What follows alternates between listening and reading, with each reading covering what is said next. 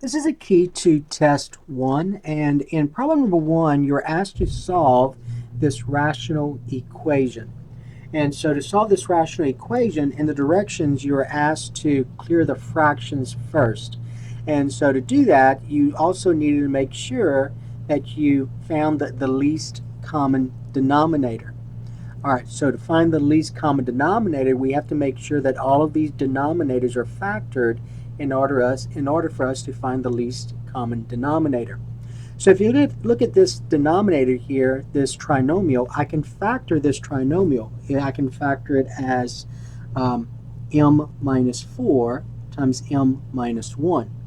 And so the least common denominator, if I'm going to clear those fractions, the least common denominator will be m minus 4 times m minus 1. All right, so remember the least common denominator must include every factor you see. So I see m minus 4, there's an m minus 4. I see m minus 1, there's an m minus 1. m minus 4, I already have it. m minus 1, I already have it. You also needed to find the restrictions. And so the restrictions are the values of the variables that make that denominator 0. So if we look at m minus 4, the value of m that makes m minus 4 0 is when m is 4. So m equals 4 is a restriction.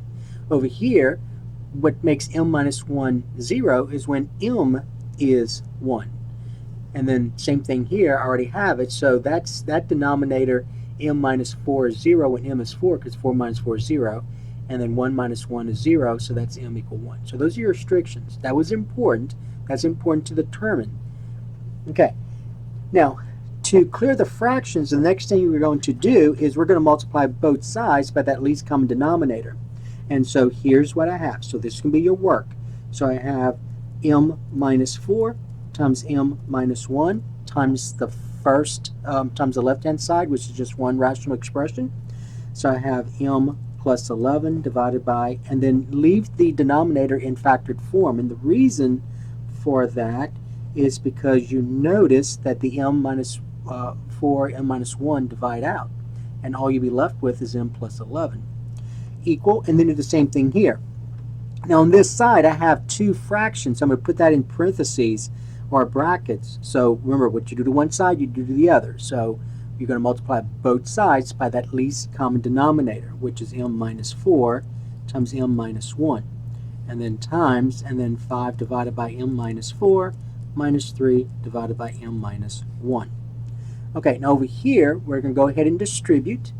But over here, I can already reduce. So the m minus 4's, m minus 1's divide out. And all you're going to have left on this side is m plus 11. So remember, the whole point of multiplying both sides by the least common denominator is to get these denominators to be factors of 1. And notice that I already have this now to be a factor of 1. Over here, let's go ahead and distribute. So that's going to be m plus 11 equals, and then the LCD times the first fraction. Okay? Minus the LCD times the second rational expression, 3 divided by m minus 1. And then let's go ahead and reduce now. So the m minus 4's divide out, the m minus 1's divide out, and so here's what I have. I have m plus 11 equals 5 times m minus 1. 1 times m minus 1 is m minus 1. So you get 5 times m minus 1 minus 3 times m minus 4. Okay, so that's what I have here. Now let's go ahead and distribute the 5 and distribute the negative 3. So I get m plus 11 equals 5 times m is 5m, 5 times a negative 5 is a negative 5, and then negative 3 times m is a negative 3m, and then negative 3 times a negative 4 is a positive 12. Combining like terms, I have m plus 11 on the left. On the right, 5m minus 3m is 2m, a negative 5, and a positive 12, that's going to be 7. Okay? Now, let's go ahead and bring the variables one side, constants the other. So notice I started out with rational expressions, with fractions, and then now notice at this point, I no longer have any fractions to deal with. So let's go ahead and subtract m from both sides. And so these m's, when I combine like term, that adds up to be 0. So I get 11 equal 2m minus m is m plus 7. Subtract 7 from both sides, I get m to be 4. So one of the questions, one of the things you had to indicate was the proposed solution. So the proposed solution is m equal 4. And then the question is the proposed solution an actual solution? And the answer is no, because it happens to be a restriction. So what you have to say is this. So the proposed solution is m equal 4. So the actual solution, since this is a restriction, the proposed solution, it cannot be a solution. So the actual solution is no solution, just like this, or you can say the empty set. All right, but just make sure you understand that the proposed solution is the restriction. So make sure you understand that the proposed solution is not a solution, since it is a restriction. Okay, sorry, so that was number 1. All right, let's look at number, so the proposed solution not a solution since it is a restriction. All right, so let's look at number 2. Okay, so number 2, the problem was solve using the quadratic formula. And so we have this quadratic equation. And remember, the quadratic formula is this. It's the opposite of b plus or minus the square root of b squared minus 4ac, all divided by 2a. Now, in order to use quadratic formula, you have to have this in standard form. So we have to bring all these terms to one side. We need 0 on that other side. So this right here becomes 5x squared minus 2x plus 5 equals 0. And so therefore, from this equation, I now know that a, which is a coefficient of x squared, is 5, b, which is a coefficient of x, is negative 2, and c, which is your constant, that's 5. So it's just a matter of taking these values of a, b, and c and substituting it into the quadratic formula. So I have x equal, so this says the opposite of b. Well, b is a negative 2. The opposite of negative 2 is a positive 2. Plus or minus the square root of b, which is negative 2 squared, minus 4 times a, which is 5, times c, which is 5, all divided by 2 times a, which is 5. So look at this work. So make sure your work is logically correct like I have it. Make sure it makes sense. Make sure it's readable, legible, and all that. Don't have work all over the place where it's very difficult to follow. All right, so now let's go ahead and simplify the radicand. So I have 2 plus or minus the square root of a negative 2 times itself is a positive 4. A negative 4 times 5 is a negative 100, all divided by 10. Simplifying the radicand even further, 4 minus 100 is a negative 96. So I get 2 plus or minus the square root of a negative 96 divided by 10. We have to remember that the square root of a negative 96, remember the square root of a negative 1 is defined to be the imaginary unit I. And so I can also simplify the square root of 96, because the square root of 96, the largest perfect square that goes in 96 is 16. So I can write this as square root of 16 times the square root of 6, and the square root of 16 is 4, so I get 4 square root of 6. So that means this. That means the square root of a negative 96 is going to equal 4i square root of 6. So that's what that means. So I'm going to replace that with this. So I get 2 plus or minus 4i square root of 6 all divided by 10. Now you need to recognize that 2, 4, and 10 are all divisible by 2. All right, so I'm going to divide each of those by 2. So 2 divided by 2, 4 divided by 2, and 10 divided by 2. Don't make the mistake and just do these, because if you say 2 divided by 2, 10 divided by 2, and say 1 plus or minus 4i squared is 6 over 5, that's mathematically not correct, because this 10 is being divided into this and this. All right, so 2 divided by 2 is 1, so you get 1 plus or minus 4 divided by 2 is 2, I squared 6, all divided by 5. And there's the answer. Okay, so there's the work and the answer. All right, so let's look at number 3. So in number 3, you wanted to solve this polynomial equation by factoring. And one of the things you remember is that you have 4 terms here, and so we're going to try factoring this by grouping. And so if I group the first two and the last two, from the first group, I can factor out an x squared. So I get x squared times, and then there'll be x minus 2. So x squared times x minus 2 is x cubed minus 2x squared. In the second group, I can factor out a positive 9. That's the GCF of that second group. So 9. And when I do that, I get 9 times x minus 2. And notice these two are exactly the same, which is what I wanted, equals 0. Now from these groups, I notice that in those two groups here, they both have a common factor, so I'm going to factor out that common factor. So I get x minus 2 times x squared plus 9 equals 0. And now I'm going to use the zero factor property. So I'm going to set both of those factors equal to 0. So I get x minus 2 equals 0, x squared plus 9 equals 0. And notice that this is a linear, this is quadratic. So in this linear equation, I can solve for x, and I get x equal 2. So that's one of your solutions. Over here, to solve for x here, you're going to use the square root property. So when I get x squared by itself, I get x squared equals a negative 9. And then when I take the square root of both sides, don't get the plus or minus, I get x equal plus or minus, and remember the imaginary unit, square root of negative 1, so you get plus or minus 3i. And so those are your three solutions. So your solutions are 2 plus 3i and a negative 3i. Okay? All right, so that's number 3. So let's look at number 4.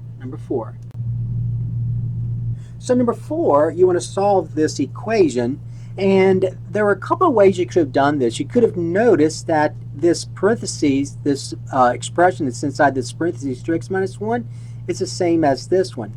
So we could have used a u substitution here. So we could have said let u equal 2x minus 1, and then in place of u, we're going to substitute, in place of 2x minus 1, we're going to substitute u. So I get u squared minus 7u plus 12 equals 0. And then I can easily solve this quadratic equation. So if we factor this, I get u minus 4 times u minus 3 equals 0. And then set each factor equal to 0. So I get u minus 4 equals 0, u minus 3 equals 0. And so solving each of these linear equations, I get u to be 4 and u to be 3. So these right here are solutions to this equation with the variable u. But I'm interested in the equation with the variable x. So I've got to resubstitute. So u, remember, was this. So I get 2x minus 1 equal 4. 2x minus 1 equal 3. So adding 1 to both sides, I get 2x equal 5, and then divide both sides by 2, I get x to be 5 halves. Now I'm going to go on and say this. There are some of you that when you do your work, you're not showing enough work. It's like you're going from here to this right here, and I'm not sure how you got there. I couldn't get from here to here and not do any of this stuff, any of these steps right here. So you have to show your work. So I'm just wondering where in a timed test you have the ability to go from here to here without doing any work. Because I cannot do that. So I'm sure you can't do that either. So if you don't show the work, you're not going to get all your points. So work is necessary. All right, over here, solving for x here, I'm going to add 1 to both sides, and you get 2x equal 4. Divide both sides by 2, you get x to be 2. So those are your two solutions. Okay, so there's the work. Now, here's another way that some of you did this. I'm going to do this on the other page. So what some of you did, so here's number 4 again. So you had 2x minus 1 squared minus 7 times 2x minus 1 plus 12 equals 0. All right, so you're going to square 2x minus 1. Now, some of you, when you square 2x minus 1, you kind of messed up there. So you got to think. 2x minus 1 squared means 2x minus 1 times itself. So if I use the FOIL method here, 2x times 2x is 4x squared. The outer, 2x times a negative 1 is a negative 2x. The inner is also a negative 2x. And negative 1 times negative 1 is a positive 1. Combining like terms, I get 4x squared. A negative 2x and a negative 2x is a negative 4x plus 1. So that is just this, okay? So you have to show that. If you do it this way, you got to show that this is this right here, 4x squared minus 4x plus 1. And then over here, I'm going to distribute the 7, the negative 7, so I get minus 14x plus 7, and then plus this 12 equals 0. Combining like terms, I get 4x squared. A negative 4x and a negative 14x is a negative 18x. 1 plus 7 is 8. 8 plus 12 is 20. Okay, so I get that. Now what I'm going to do next is I'm going to go ahead and notice that all of these are even. So I'm going to go ahead and divide both sides by 2 to make this a little bit easier to factor. So I'm going to go ahead and divide by 2. I'm going to divide by 2. 4x squared divided by 2 is 2x squared. Negative 18x divided by 2 is a negative 9x. And 20 divided by 2 is 10. All right, and then 0 divided by 2 is 0. Okay, so now we're going to go ahead and factor this. And when I factor this, let's see, that's 2x, x, and the last sign's positive, so I need these signs in here to be the same. It would be that middle sign. Okay, and so when I do that, let's see, let's put a 2 here, a 5 here, and make sure it works. Negative 5x, negative 4x will give me negative 9x, so that works. So I'm going to set each of those factors equal to 0. So I get 2x minus 5 equals 0, x minus 2 equals 0. For this linear equation, I get 2x equals 5, and x is 5 halves, which is one of the solutions we had here, right? And over here, when x minus 2 equals 0, that means x equals 2. So there's the other. But notice the work. Notice the work. So you have to show the work. You have to show the work. If you don't show no work, I'm going to think, how were you able to do it without writing anything down? That's what I'm thinking. All right, so that was number 4. So let's look at number 5. Number 5. So number 5, we have this radical equation. In this case, it's a square root. And so remember, to solve a square root equation or a radical equation, you need to get rid of that radical symbol. So to get rid of that radical symbol, I'm going to go ahead and rewrite this over. To get rid of that radical symbol, you're going to raise both sides to a power equal to that index. So if I'm dealing with square root, you're going to square both sides. And so you got to now deal with the fact that you're squaring this binomial. So I have x minus 3 times x minus 3. And when I FOIL that out, this will be x squared. The outer is a negative 3x. The inner is a negative 3x. And the last, a negative 3 times a negative 3, is a positive 9. So this becomes x squared minus 6x plus 9. So that goes here. So x squared minus 6x plus 9. When I square the square root, the square and the square root undo each other. They're inverses, so you're left with this radicand. So my radicand is 30 minus 2x. So now I went from a radical equation, a square root equation, to a quadratic equation. So I'm going to go ahead and bring every term to one side to get 0 over here. So I get x squared minus 6x plus 9 minus 30 plus 2x equals 0. So I just brought these terms over. Combining like terms, I get x squared. A negative 6x and a positive 2x is a negative 4x. 9 and a negative 30 is a negative 21, and that's equals 0.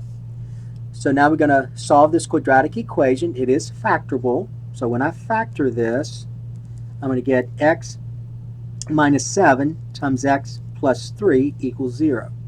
And then solving using the zero factor property, setting each factor equal to 0, I get x minus 7 equals 0, x plus 3 equals 0. So I get x to be 7 and x to be negative 3. So your proposed solutions are x equals 7 and x equals negative 3. All right, now remember, these are solutions to this quadratic right here.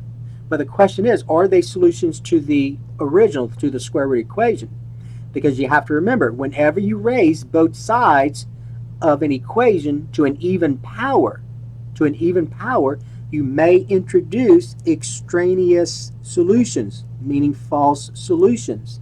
So one of the things I wanted you to do, and I gave you a hint, you had to check. And I said in the directions, show that you checked for extraneous solutions. So you had to show that work. So that's where some of your points came in. So this is what you had to do. You had to check x equals 7. So you go back to the original, and wherever you see the variable x, you substitute 7. So I'm going to go ahead and rewrite the original.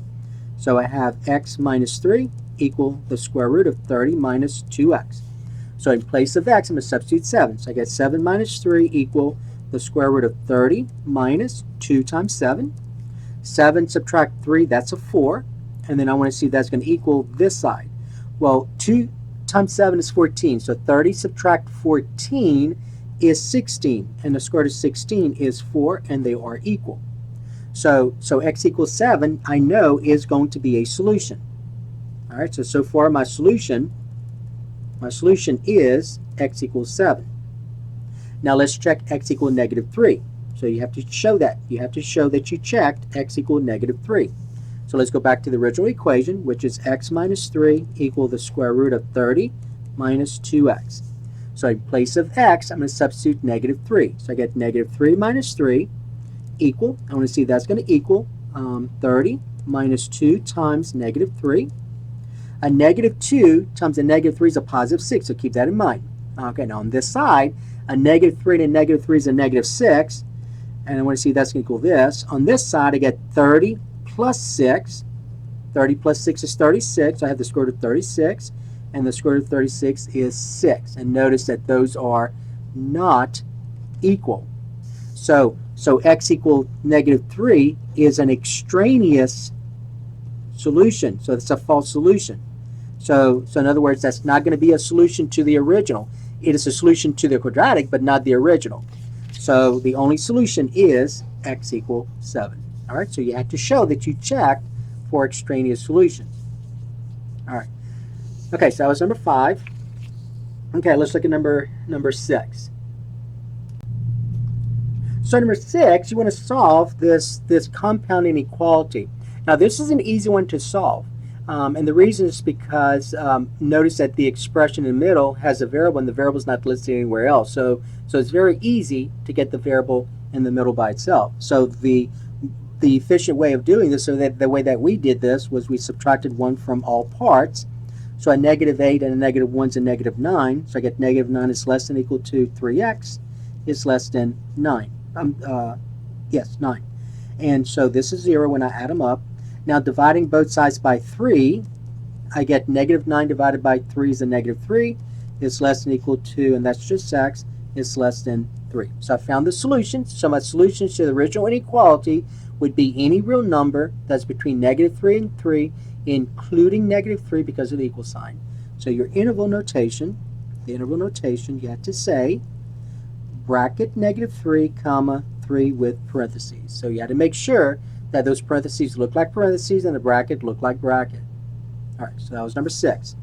Number 7, so let's do number 7. So number 7 is also a compound inequality. It's a little bit different than the other one in the fact that you have variables in all parts. But that's still an easy one because the variables in the outsides are identical terms, 3x, 3x. So the first thing you're going to do is you're going to subtract 3x from all parts.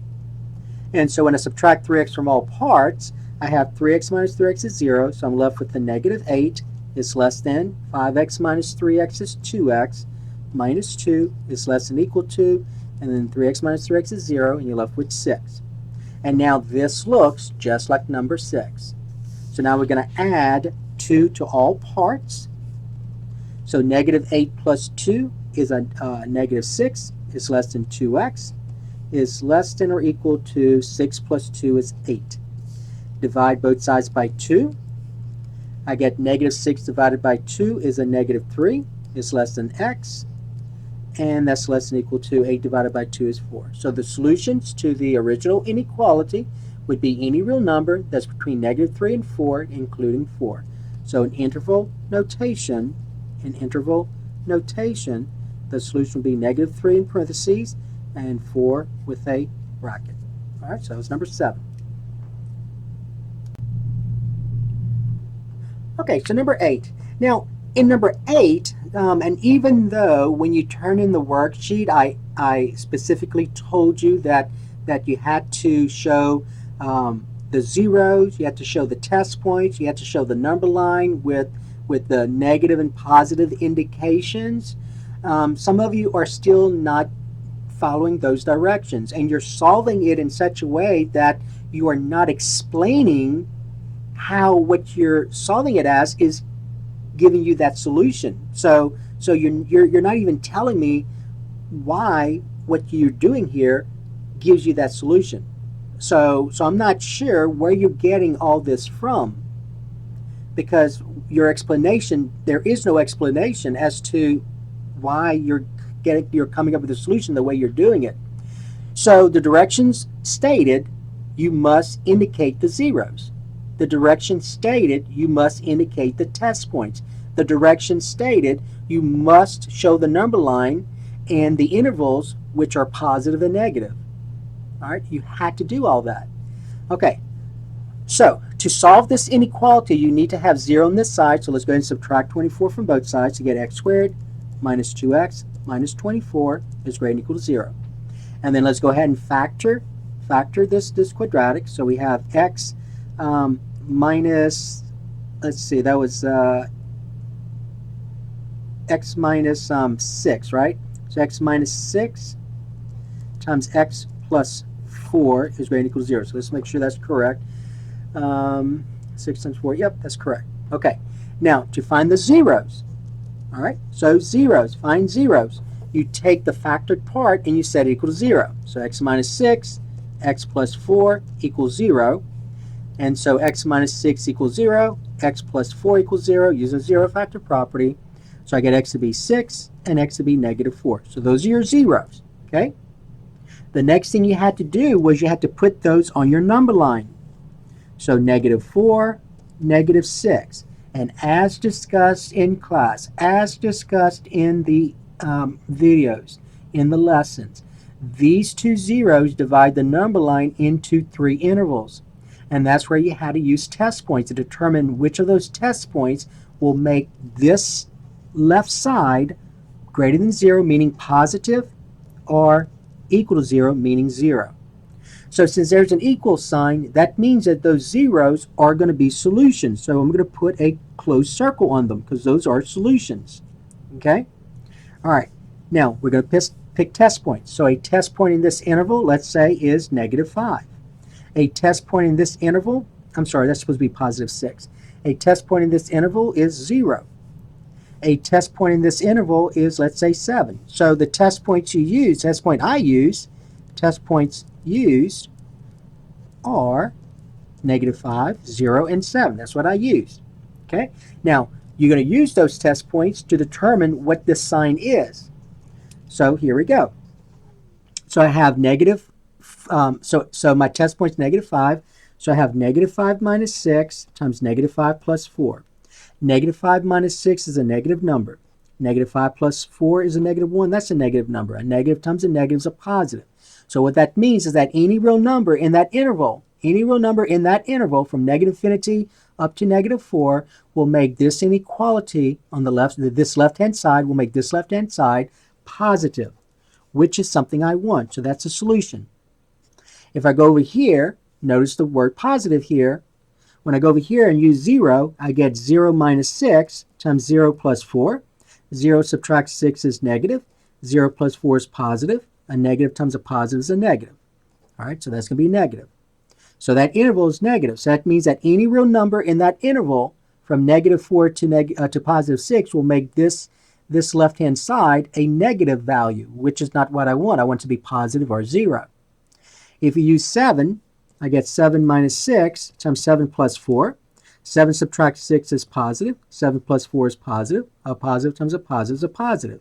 So that's going to be positive here. Any number in that interval, any number in this interval will make this left-hand side a positive number, which is what I want. Greater than 0 is positive. So therefore, I found my solution. So my solution, interval notation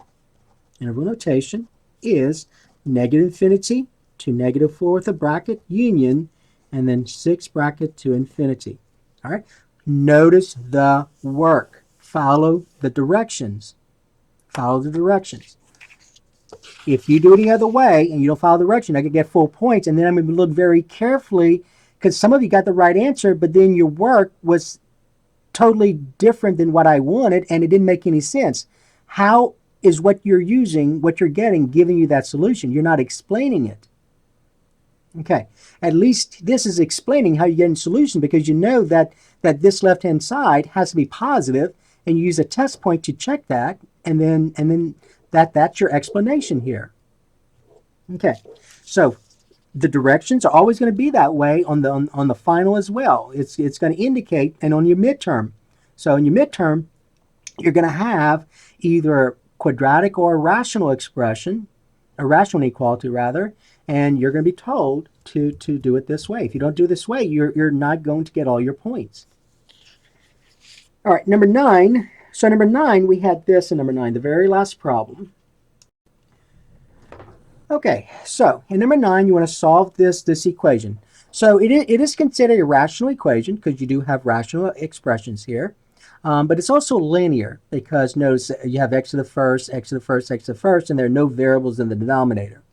But regardless, you know that one of the best ways to solve this equation is to clear those denominators, get rid of those denominators. So let's go ahead and find the LCD. So the LCD of 3, 2, and 4 is going to be 12. So now I'm going to multiply both sides by 12. On this side, I'm going to put that in parentheses because I have two rational expressions here. I'm going to say 12 times x plus 1 divided by 3 plus 2x minus 1 divided by 2 equal 12 times x divided by 4. All right, so what I do to one side, I do to the other. Now I'm going to distribute. So when I distribute, I get 12 times x plus 1 divided by 3 plus 12 times 2x minus 1 divided by 2 equal 12 times x divided by 4. Now remember, the whole purpose of multiplying by the LCD is to get these denominators to be factors of 1s. So I want 1s down there, and now I do, because look, 3 into 3 is 1, 3 into 12 is 4. 2 into 2 is 1, 2 into 12 is 6. 4 into 4 is 1, 4 into 12 is 3. Okay, so you have to use an LCD that's going to be divisible by these denominators. Now be a little bit careful because you're multiplying 4 by this numerator. So mathematically you're saying 4 times x plus 1 in parentheses. Same thing here. You're multiplying 6 by those terms in that numerator. So mathematically you're saying 6 times in parentheses 2x minus 1 equal, and then that's just 3x. So notice I went from an equation with fractions to an equation without fractions. So let's go ahead and distribute now. And so I get 4 times x is 4x, 4 times 1 is 4, 6 times 2x is 12x, and then 6 times a negative 1 is a negative 6 equal 3x. Combining like terms, 4x and 12x is 16x. 16x. And then 4 and a negative 6 is a negative 2 equal 3x. I'm going to go ahead and subtract 16x from both sides. And so 16x minus 16x is 0. So 0 to negative 2 is a negative 2 equal 3x minus 16x is a negative 13x. And then divide both sides by negative 13 to get x by itself. I get the solution to be, now remember, a negative divided by negative is a positive. You have to know that. So you have to write it as 2/13. And that's it. All right. So that was the key to test number 1.